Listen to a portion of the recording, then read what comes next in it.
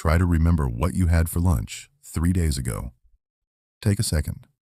Really try. Chances are, it's gone.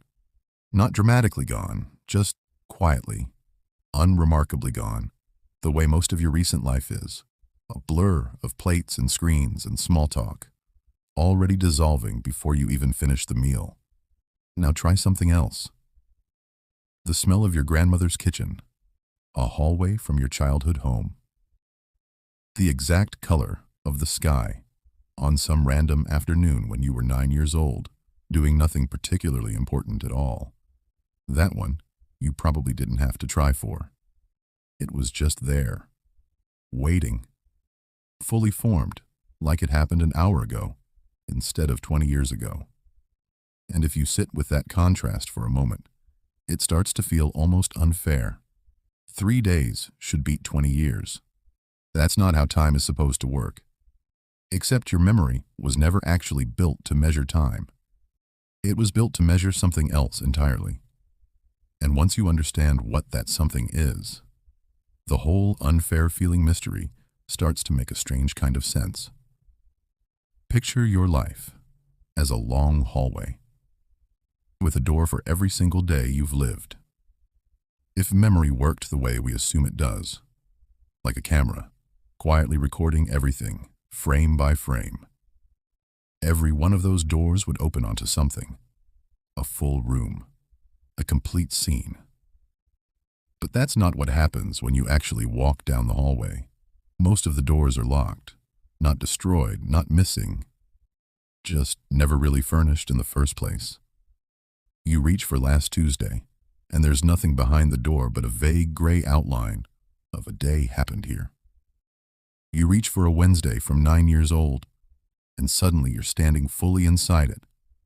The temperature of the room, the sound in the background, the exact feeling in your chest. This happens to everyone. The commute you've done 500 times has fused into one generic memory of the drive. The work week that just ended has already started blurring into the week before it. But somewhere in the back of your mind, one random Tuesday from childhood is sitting there in full untouched color. For no obvious reason at all. You haven't forgotten your life. That's the important distinction. Here's the first piece of what's actually happening. Your memory isn't built to store time. It's built to store change. Think about it like a river carving through stone. Water moving over the same identical path, day after day, doesn't leave much of a mark. It just smooths the surface a little more each time, until the whole stretch looks the same as it always has. But the one time the water hits something new, a fallen branch, an unexpected rock, a sudden bend, that's where the shape of the riverbed actually changes. That's where the impression gets carved in deep enough to last. Your routine days are the smooth stretch of river. Waking up, getting dressed, the commute, the meetings, the dinner, the scroll before bed. Your brain has seen this shape 1,000 times before, and it treats each repetition as more of the same familiar water flowing over already smooth stone. It doesn't need to carve a new impression. It already has one. So instead of filing away 500 nearly identical commutes as 500 separate memories, your brain quietly compresses them into a single folder, labeled something like a normal morning, and every new normal morning gets filed into that same folder, overwriting the last one just slightly, instead of getting its own space.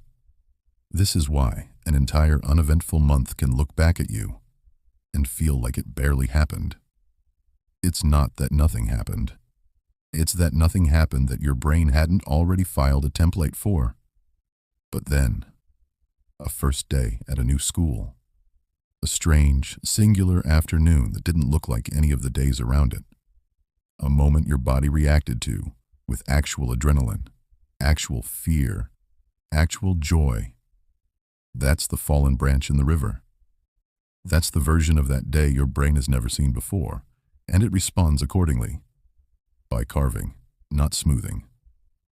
By giving that day its own room, fully furnished, instead of filing it into a folder with 500 others. Novelty is the first key. Emotional intensity is the second. And when a moment carries both, new and charged, it doesn't just get remembered. It gets remembered in the kind of detail that has nothing to do with how long ago it happened. But if novelty and emotion were the whole story, your most vivid memories should be scattered evenly across your entire life. A little cluster of intense, unusual days in your 20s. A little cluster in your 30s. Evenly spread wherever the unexpected happened to occur. That's not what happens, though. For most people, an unusually large share of their most vivid memories cluster in one specific window, somewhere between the ages of roughly 10 and 25. So novelty alone doesn't explain it. There's something else going on in that particular stretch of life, and it has less to do with what was happening around you, and more to do with what was happening inside you. That window wasn't just a period of new experiences. It was the period when you were actively being built. Think of your sense of self like a house under construction. Long before it's finished, certain beams go in first. The load-bearing ones. The ones everything else eventually gets hung on. Your first heartbreak. The first time you were humiliated in front of people whose opinion mattered to you. The first time you did something entirely on your own and it worked. The first time someone you trusted let you down. These moments weren't just events happening to you. They were doing double duty. They were also quietly answering a question your mind was constantly circling back to. During that period of life, who am I actually, once you take away who I was told to be? A memory that answers that question gets stored with a kind of weight an ordinary memory never earns, because it isn't just a memory of something that happened. It's a memory of something that helped decide who you'd become. That's the twist worth sitting with for a second. It's not that childhood memories are more vivid simply because they're older.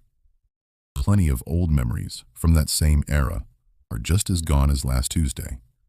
The boring Wednesdays got compressed and filed away exactly like your boring Wednesdays do now. It's that the vivid ones from that window were formed during the exact stretch of life when your brain was deciding, moment by moment, who you were going to be. And it held on to the evidence. So here's what's actually happening.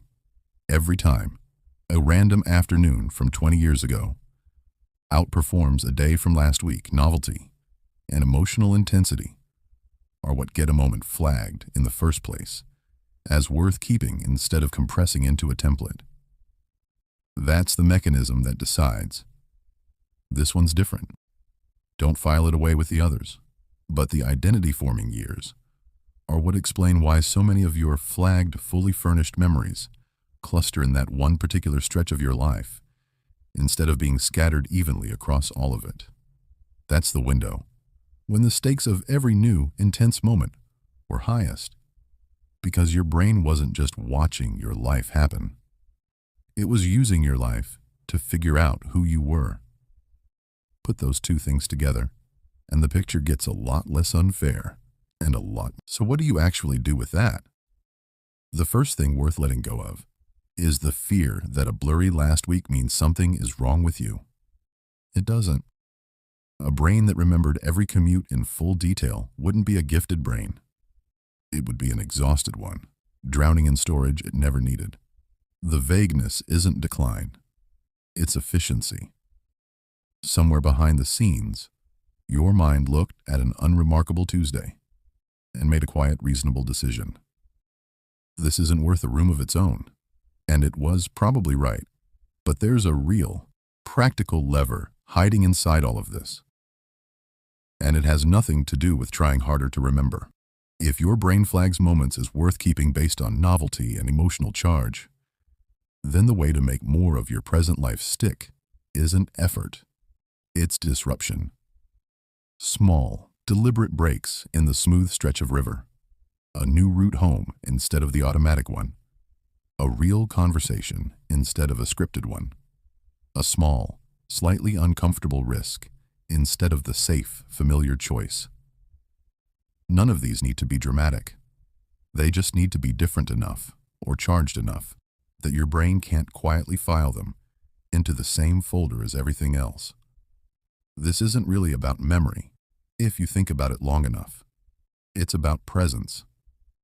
A life made entirely of smoothed-over routine doesn't just fail to get remembered later. It barely gets felt now, while it's happening. The same mechanism that erases last Tuesday from your memory is the mechanism that made last Tuesday feel like it went by without you fully being in it. So the goal was never to remember more of your life for its own sake.